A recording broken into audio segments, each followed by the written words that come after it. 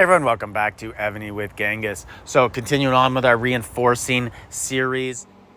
And at the top of the screen, there's an Aptoide code, and that's right. The code is Aptoide. If you want to help support the channel, it'd be appreciated. And by the way, this should be part of the coin strike. I know I personally, strike or no strike, I won't ever coin again without the discounts Aptoide provided us. I did majority of my coining over the last year and a half since Aptoide came out, and who wants to pay 99 for a pack anymore? I understand they'll never change the price on that stuff, but hey, if we could pay 65 for it, 70 legally and not get in trouble, why not? What's the problem with that? Let's bring it back. We're doing horses today. Horses are sort of used in a specialty reinforcing situation. Obviously, if you see ground coming, but little known, some people don't know, horses do help a lot against siege also on defense.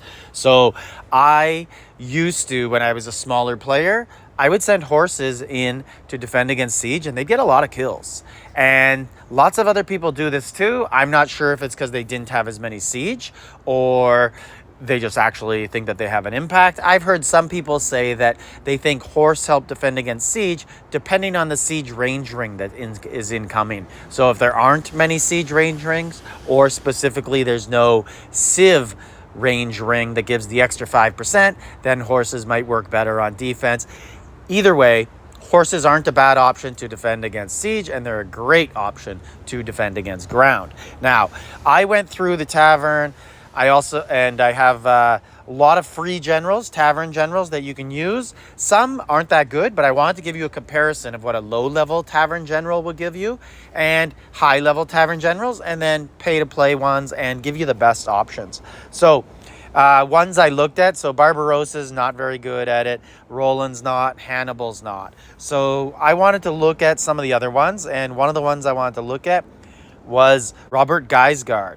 So he increases mounted troop attack 25, does a little bit of debuff, has some stuff. The reason I wanted to look at him was because you can ascend him in the tavern, and he's just one of those guys that's there that you get lots of options on.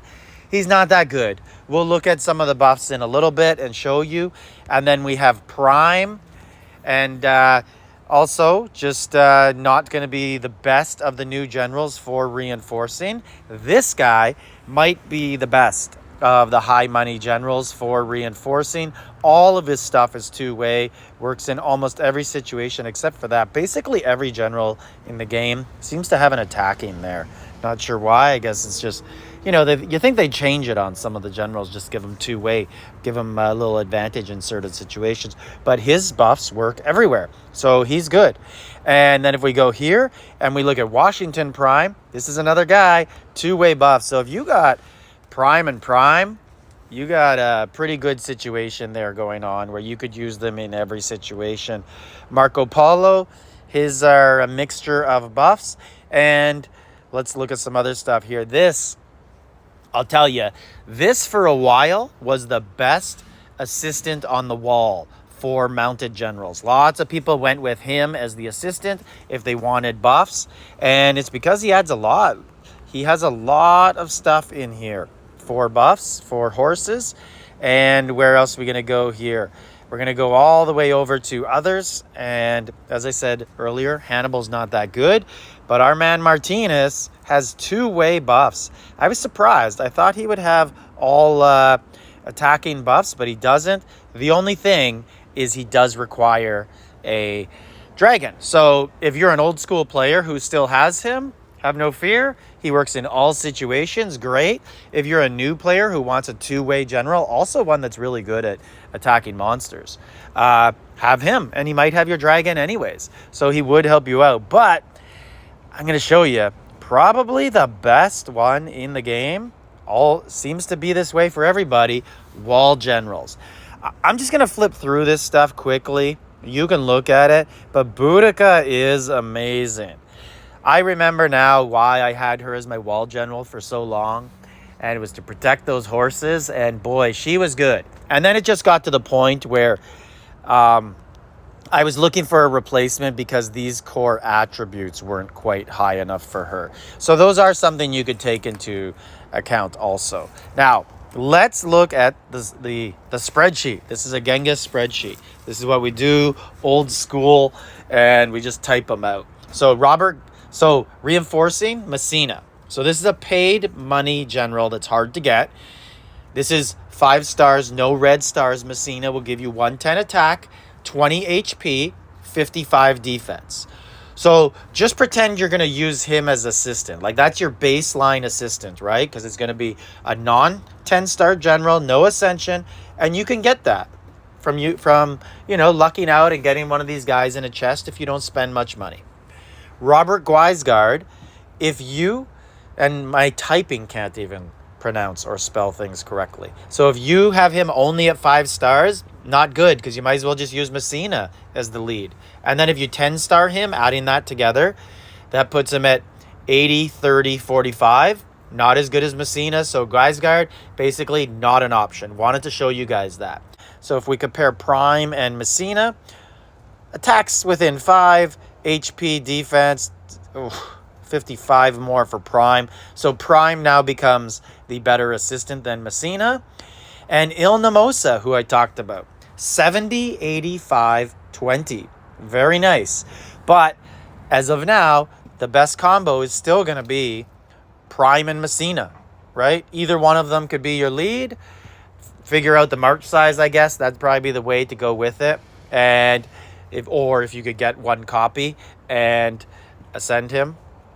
And then Martinez, 141 attack, 45 HP, 20 defense at full ascension.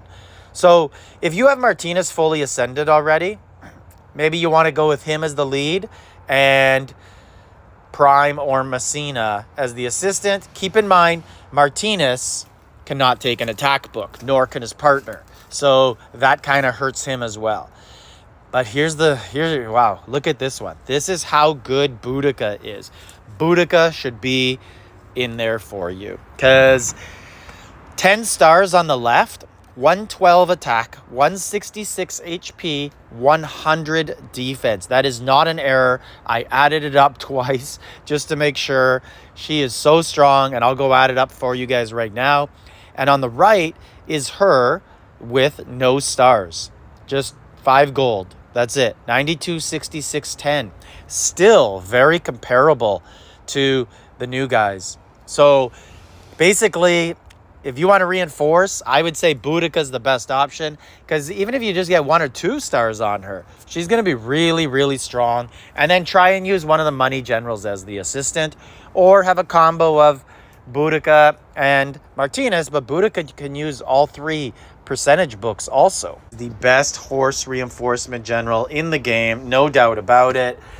It's just a matter of, do you want to carry that? And I understand that lots of people don't have all the presets, right? So this would be sort of a specialty situation. Maybe 1 or 2 people in your alliance are like, hey, I'm going to be the horse reinforcement person, or I don't have a lot of siege. I'm going to use horses to reinforce siege and ground, because you might have to pick and choose. I know me, I don't go into battle with a horse reinforcement. I just send my horse march. I can't afford it.